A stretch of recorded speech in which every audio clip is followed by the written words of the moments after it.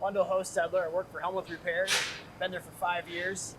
Always make sure these sprockets are lined up straight and belt tension is good.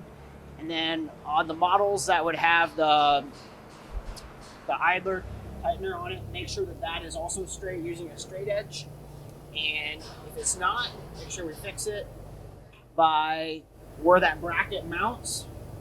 I'll frequently end up putting washers in there to space it, to help it so when you tighten it down, it doesn't change how it's sitting. And that helps a lot.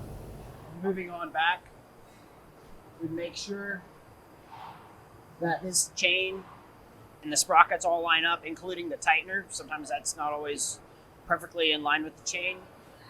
And then on the models that have the pulleys to the hydraulic motor, making sure that those are straight. Sometimes they're straight coming from the top down, but then the motor's sitting there cocked, and so it's straight up here, but then the bottom one's cocked, and so it's technically not straight. So just getting it all to be straight. Definitely checking that. These two things here, between this belt set here and getting this tightener on this one straight, that's probably the biggest two things.